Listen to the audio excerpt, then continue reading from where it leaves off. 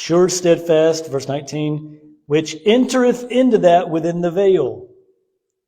Do you remember the teaching on the veil in the temple? Do you remember somewhat of that teaching, at least hearing something about a veil? Do you remember at least hearing about it, right? Outer court, inner court, holiest of all, veil of animal skins, ripped from top to bottom at the crucifixion of Jesus. Remember that? Within the veil is the holiest of all. This hope, he says here, it'll be make us sure, steadfast, entereth into that within the veil. This not only speaks of entering into heaven one day, in the sweet by and by, we shall meet on that beautiful shore. But what about between here and that beautiful shore? And what about the desert I'm walking in right now, Pastor Fulmer? Thank God for that beautiful shore, but I can't see it right now. I got problems blocking my way. So let's talk about that.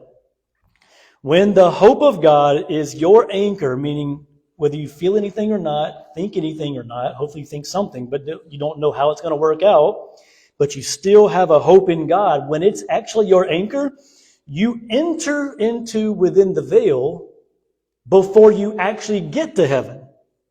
It's called entering the presence of God. It's called prayer. It's called trust. It's called praise and worship. Enter into his gates with thanksgiving, into his courts with praise. When you open up your own personal prayer, you should start off by praising and worshiping God. And so you can and should enter into the holiest place in your prayer life.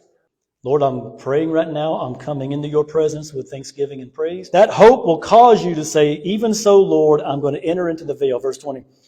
Whither the forerunner is for us entered. In other words, Jesus has already gone in. Even Jesus made an high priest forever after the order of Melchizedek. Not only do I have Abraham to look at as an example, and that might not sound like that much to us unless we read a little bit more detail about the life of Abraham. When you think about Abraham, you tend to think about called out of Ur of the Chaldees, taking Isaac up on, was it Mount Moriah, the mountains of Moriah, whichever mountain it was a mountain chain. The mountains of Moriah, where God led him, and Abraham, do thy son no harm, and all the good stuff.